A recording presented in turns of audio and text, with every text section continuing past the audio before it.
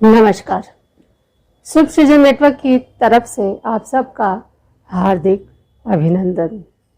एक बार फिर आप सबके सामने पुस्तक परिचर्चा को लेकर मैं सुषमा त्रिपाठी कनुप्रिया आपके सामने उपस्थित हूँ। आज जो किताब मेरे हाथ में है वो किताब पत्रकारिता और साहित्य दोनों को लेकर चलती है। बल्कि मैं ये कहूँगी कि जो भी विद्यार्थी हैं, शोधार्थी हैं या साहित्य और पत्रकारिता के संबंधों को समझना चाहते हैं, उनको यह पुस्तक बहुत रास आने वाली है। यह किताब मेरे पास बहुत दिनों पहले से थी, लेकिन किसी कारणवश मैं इस पे बात नहीं कर पा रही थी।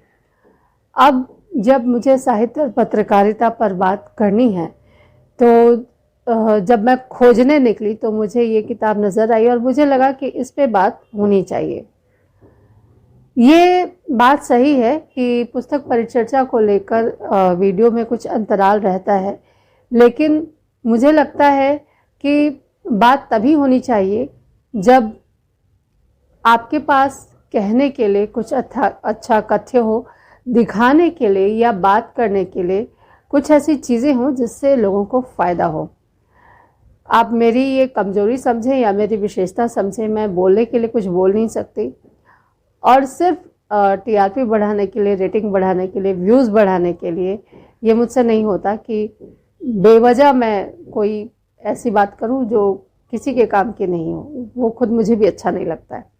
ये बहुत बड़ा कारण है कि पुस्तक परिचर्चा को लेकर या शुभ सृजन नेटवर्क के वीडियोज़ को लेकर या जितने भी चैनल हैं मेरे, उनके वीडियोज़ को लेकर कुछ देर होती है, क्योंकि जब तक कुछ ठोस चीज़ें आपके हाथ में ना हो तब तो बात करने का कोई मतलब नहीं है।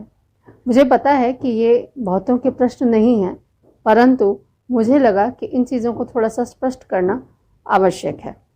तो हम आगे बढ़ते हैं और हम बात करते हैं आज की पुस्तक के बारे में, जिसका नाम है साहित्यिक पत्रकारिता का परिदृश्य।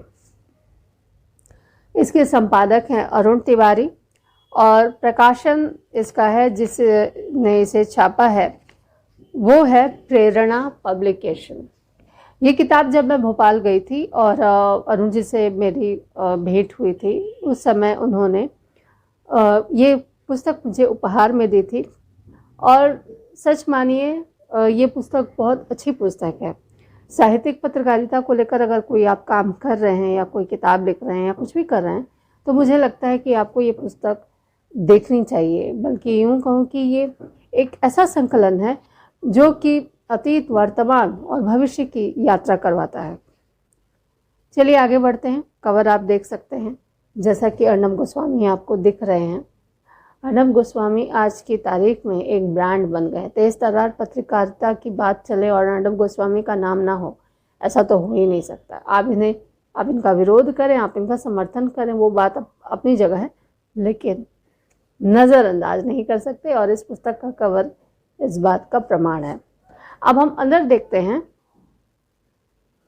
साहित्यिक पत्रकारिता को लेकर जो फ्लैप है उसमें अलग अलग विद्वानों की जो राय है, मैं एक दो बातें आपको पढ़कर सुनाती हूँ।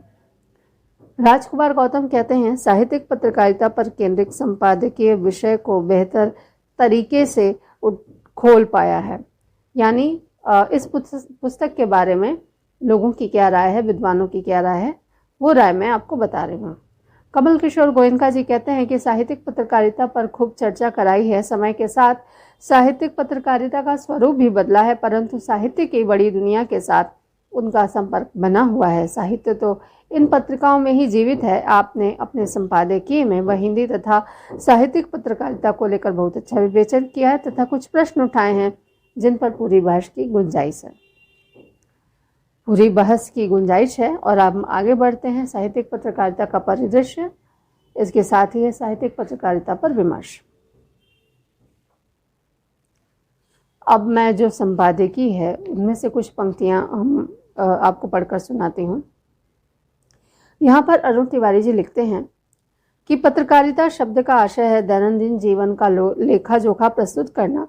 इसको अंग्रेजी भाषा के संदर्भ में देखें तो पत्रकारिता या जर्नलिज्म शब्द जनरल से आया है अर्थात प्रतिदिन का लेखा जोखा, डायरी लिखना आदि का व्यापक रूप जर्नलिज्म बना।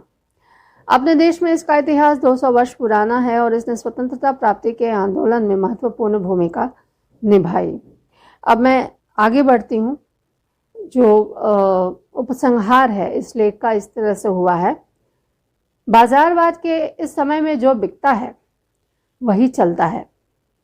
इस आधार पर साहित्य की उपादेयता आंकी जा रही है। इस तरह के कई और मुद्दों पर इस पुस्तक में हमारे साहित्य, मीडिया और लघु पत्रिकाओं से जुड़े महत्वपूर्ण रचनाकारों ने आलेख, संवाद, बातचीत के माध्यम से चर्चा की है और साहित्यिक पत्रकारिता को परिभाषित किया है। ये है पुस्तक के बारे में संपादक की ओर से जानकारी।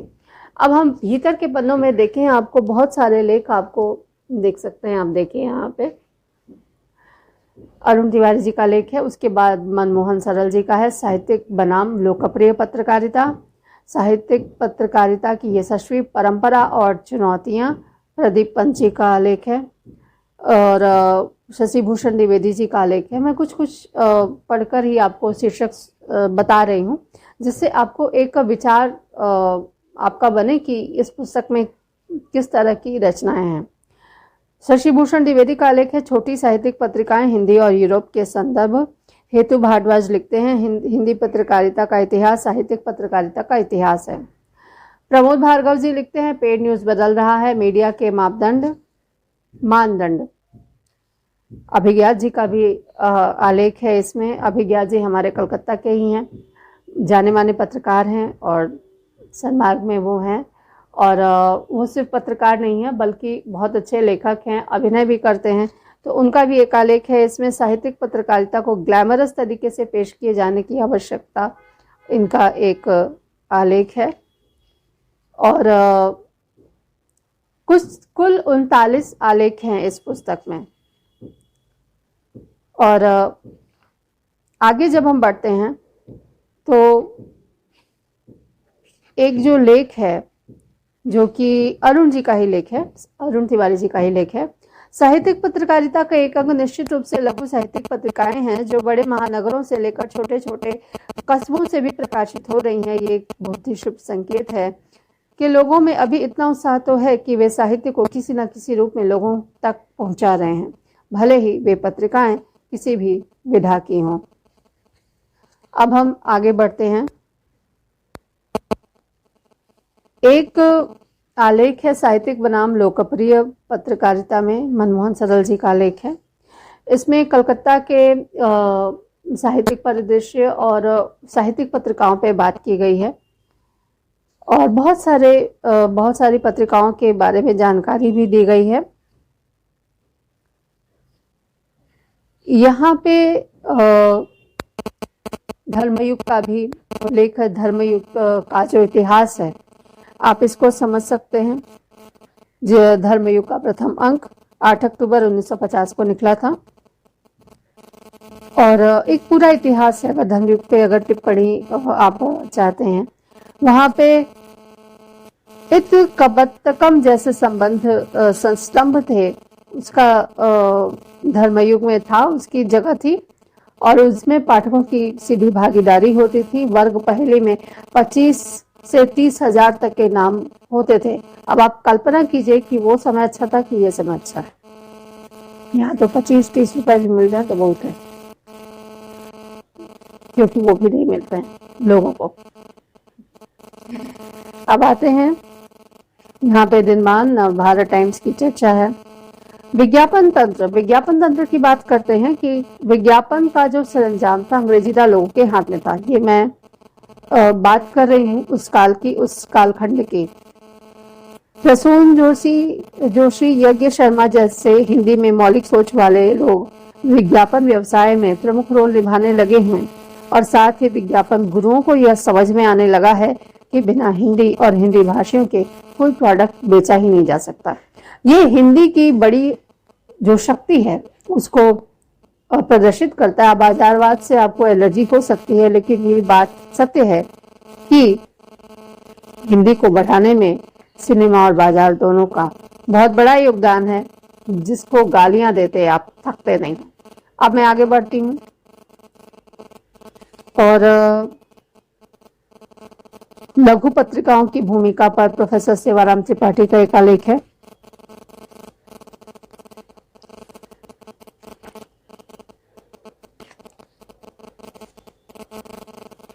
और अब हम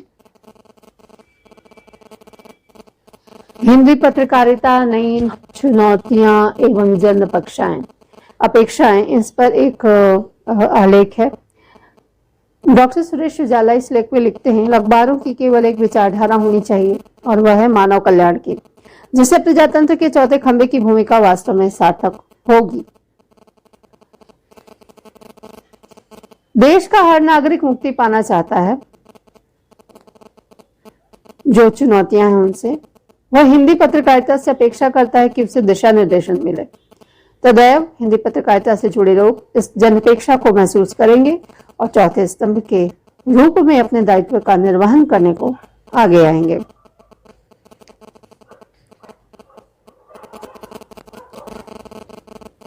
ये किताब बहुत मोटी है, आप समझ सकते हैं, तो एक वीडियो में तो ये संभव नहीं, और वैसे भी हमारा उद्देश्य आप तक पुस्तक का परिचय करवाने नहीं है।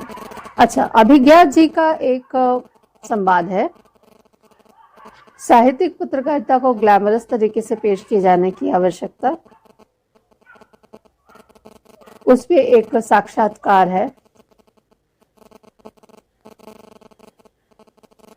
और एक लंबा साक्षात्कार है ये। अब हम आगे बढ़ें। इसमें कुछ पत्र भी हैं।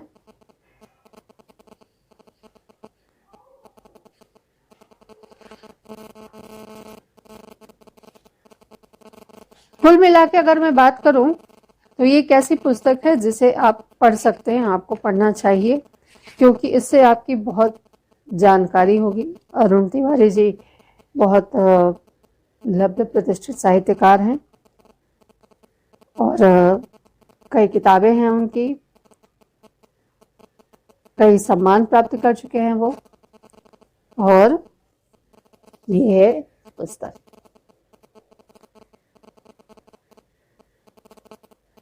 संपादक का नजरिया जो है वो निश्चित रूप से साहित्यिक है, और इस पुस्तक पर मैं जब समग्रता से बात करती हूँ तब मुझे लगता है कि कहीं ना कहीं पत्रकारिता पर कई बार कई जगहों पर निर्मम होकर विचार रखे गए हैं। पत्रकारों का समझना जरूरी है उनका नजरिया, लेकिन पत्रकारिता और साहित्य पर शोध करने के लिए, उस पर बात करने के लिए आपको ये पुस्तक जरूर पढ़नी चाहिए। तो आज के सुपरविजन नेटवर्क में जो पुस्तक चर्चा है, साहित्यिक पत्रकारिता का परिदृश्य, इसके साथ यह वीडियो मैं समाप्त करती हूँ। अगला वीडियो जल्दी ही